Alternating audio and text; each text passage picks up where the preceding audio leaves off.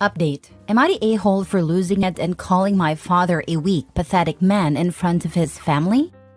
Original post. My father has always been against any confrontation or arguments. He is extremely passive, refuses to stand up for himself, and avoids any conflict. If someone isn't paying attention while walking and bumps into him, he insists it's his own fault.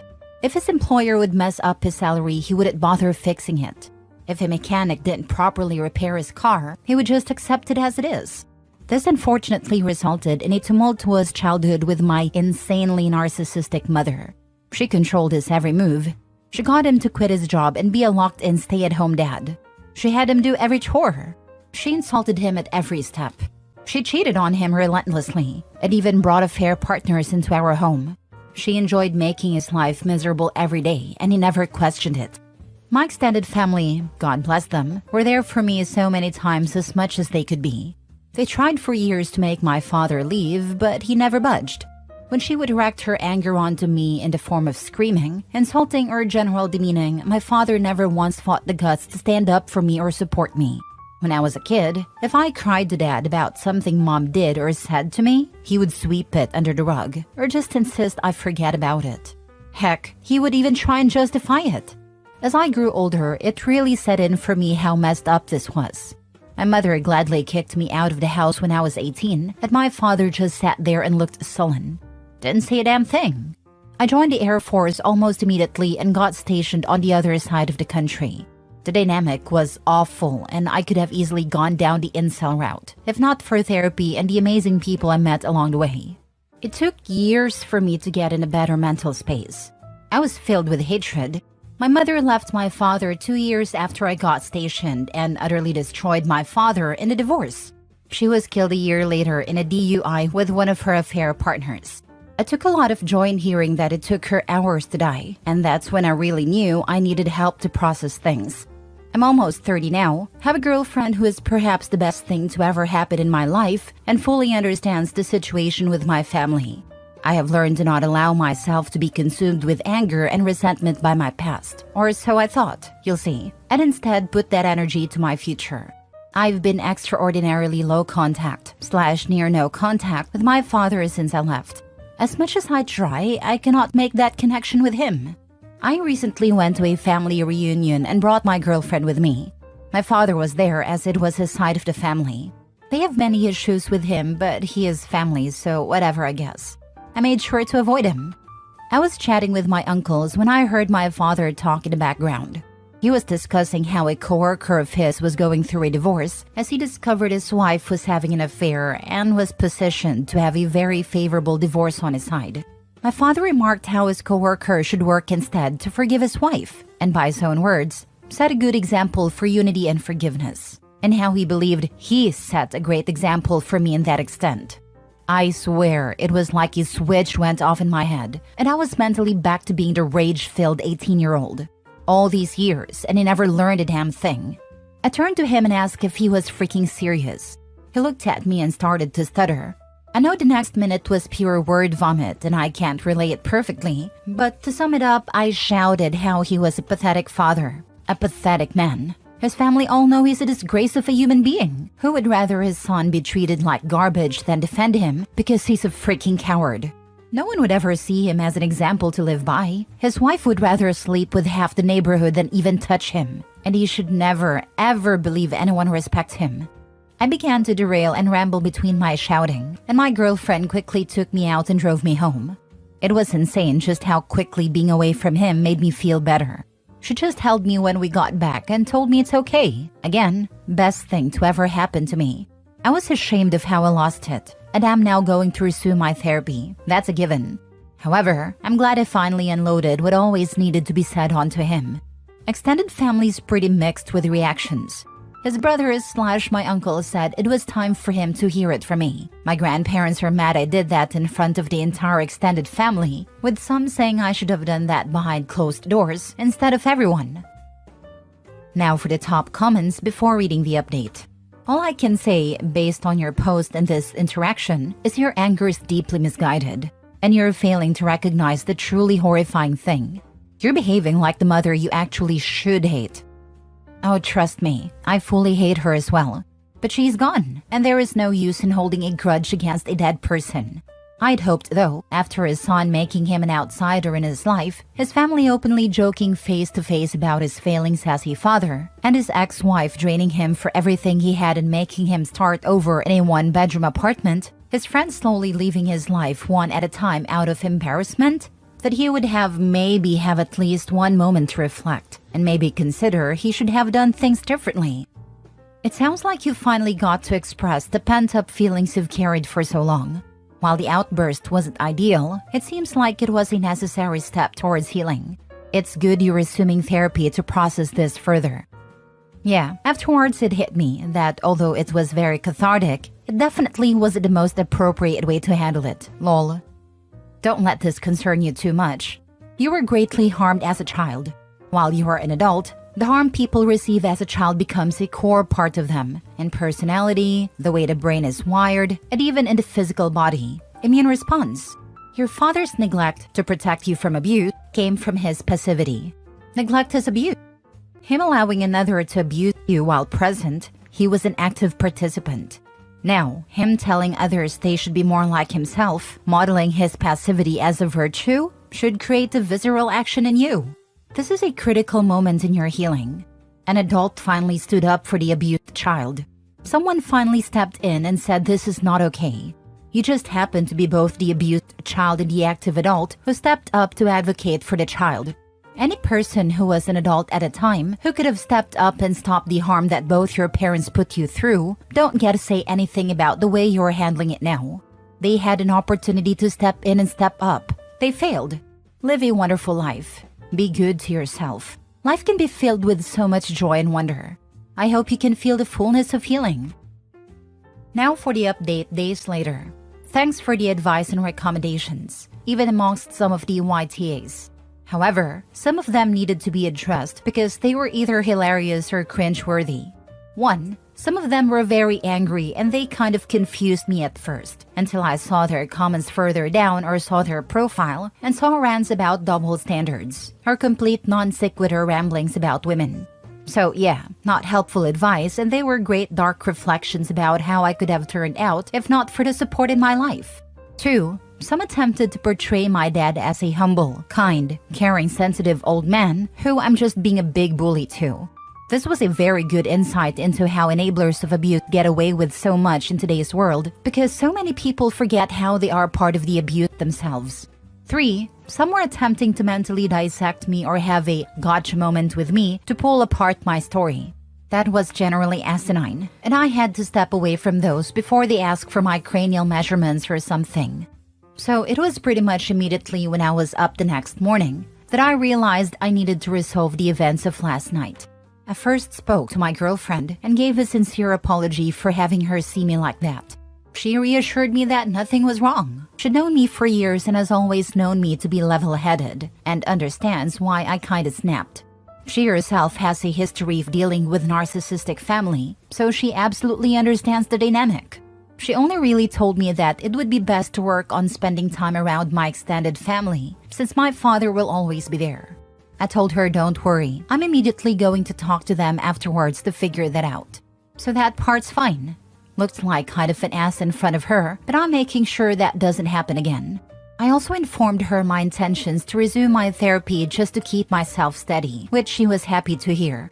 I called my grandparents and sincerely apologized as well for putting such a sore dent into their family reunion. That it wasn't appropriate, and while I still feel it felt good to say that to him, it should have been in private and not in front of everyone. I also told them that going forward, as much as I love spending time with them, since the family always hangs out in one group that my father will always be in, for now until I can handle being around him, I need to distance myself occasionally, until I feel comfortable interacting. I told them that I am nor would I ever be establishing an ultimatum or demands of them, and that either way I need to step back.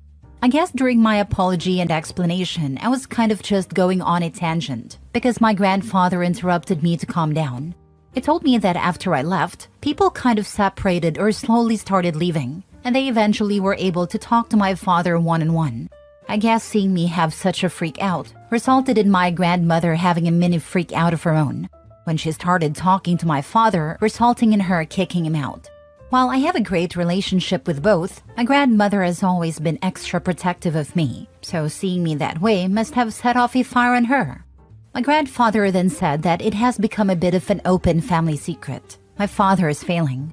His brothers taunt him about it and generally don't have a great relationship with him. And for my grandparents, it's always just and easy. But seeing me the other day and how it still affects me so much has really sunk in for a lot of people that it was really bad. They began to try and say sorry if they didn't do enough, which I very adamantly retorted that they did more than what anyone could have expected. It was very emotional for a minute, but culminated in them telling me that they have decided to distance themselves from my father for the time being, and have given him the ultimatum that unless he has a deep introspective and regularly goes to therapy, that distance may become permanent. My extended family, I've been told, are going to try and reach out or call or whatever, but I asked them if they could relay to them that it's not necessary, and that I'm fine, and I'm sorry for them as well for ruining the day, which again, they told me I shouldn't apologize for being hurt. Since then, extended family have sent some messages, with the general consensus that it's okay, with some older members complaining about my lack of respect towards my father. And finally, I texted my father hoping to meet at a local coffee shop and have a final talk. I met him and he didn't look good. I think his parents tearing into him finally got the message through. I had so many things I could have said, but I instead asked him first thing if the coworker he gave the advice to took it well. He just said that neither him nor several coworkers interact with him anymore. I asked him if he truly 100% believes that every single thing he did for me as a child was for my benefit. He didn't really say anything. I then finally asked if he has any regrets for how I was treated as a child, and if he thinks he ever did anything wrong. He looked utterly defeated and just mumbled that he could have done more. I could have poked and prodded and could have gone on another rant, but instead I told him this should be goodbye, and I hope he gets the help he needs. I think finally unloading my frustrations was what I needed to finally be able to move on and find peace. I absolutely need to keep on track for therapy and admit that a public whining moment isn't okay, but I should be fine. Even if Opie doesn't hate his father, he surely doesn't respect him, and it's hard to maintain any kind of relationship like that. The fact that not even his son respects him has to be one hell of a wake-up call. It's likely that the dad was telling himself that despite everything he went through, the mother's abuse, he's still a good person, and he still did the right thing by not divorcing her. He's convinced himself that because it's too painful to acknowledge that his choices directly led to the abuse of a child for years. People lie to themselves about stuff all the time to keep themselves going, a kind of self-delusion. While this can help you cope in the short term, it handicaps you and prevents you from accepting your own mistakes and learning from them, becoming a better person and growing emotionally. You see this from cheaters all the time.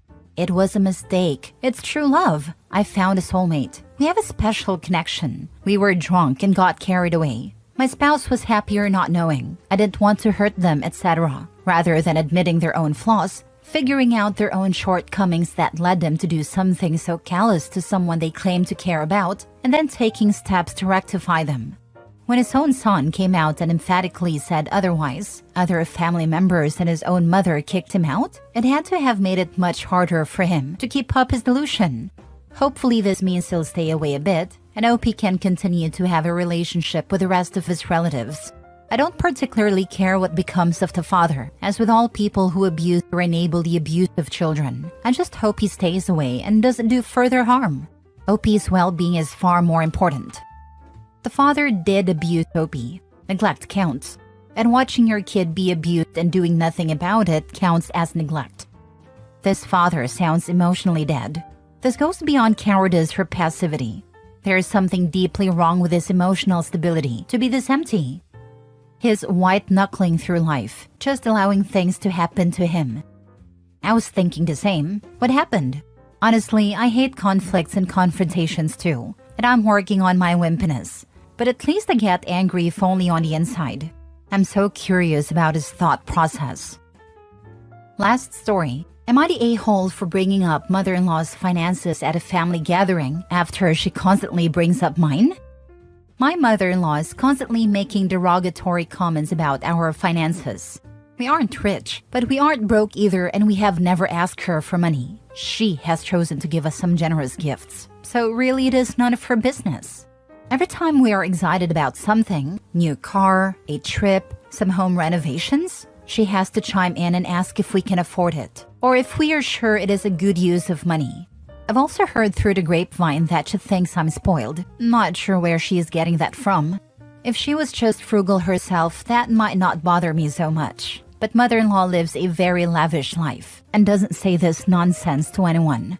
Her man-child boyfriend recently went out and bought a Ferrari because he was sad, and she didn't say anything about that. She is a CEO, and I know she makes bank, but still we are not poor. I'm sick of it, and I've asked my husband to talk to her. But truth be told, he is kind of a wuss. We had a family gathering recently, and my mother-in-law pursed her lips when she found out I had upgraded my wedding band, and made a snide comment that it wasn't even 10 years, and implied it was a waste of money. I looked right at her and began asking questions. How much do you have in your bank account? Who pays your bills? Are you splitting the money equal in your will? Because we all know you like your daughter more. What did that bag cost? Mother-in-law was horrified and said I'm tacky for talking about money. I clapped back that she has been talking about my money for years and clearly doesn't like it when the shoe is on the other foot. She rolled her eyes and stormed off. My husband was mortified and said I really went too far and embarrassed him in front of his family. Now for the comments. Lol, I think it was hilarious. Since your husband is mama's boy, somebody needs to be aggressive. Now you're mortified? She's been embarrassing me for years in front of family, and you've done nothing. Shut her down or get ready for more of this. Not the a-hole. But really, I hope you're prepared to deal with this for life, because it sounds like your husband is his mother's emotional surrogate, who would still be with her if it weren't for you, and your husband hands his balls to her when she's around. Personally, I prefer to be the only woman with access to my husband's balls, but you do you. They aren't even that close. He's just terrified of her. To be fair, most people are. But she isn't one of those boy moms. Why is he terrified of his mom? Regardless, tell him that the only way for him to no longer be terrified of her is to stand up to her. She's probably waiting for him to do that anyway. It's very freeing. Everyone's terrified of her. She's ruthless and cutthroat in business and doesn't know how to turn it off when she gets home. He grew up watching everyone in the family buckle to her demands, mostly because they wanted her to pay for stuff. It's sad he doesn't get she doesn't respect any of them because they let her act this way. Exactly. Your husband and you don't sound like you need her money. So if your husband wants her respect, he has to stop cowering before her. You did it, so he can too. Besides, she's a huge hypocrite who seems to have major look-at-me syndrome.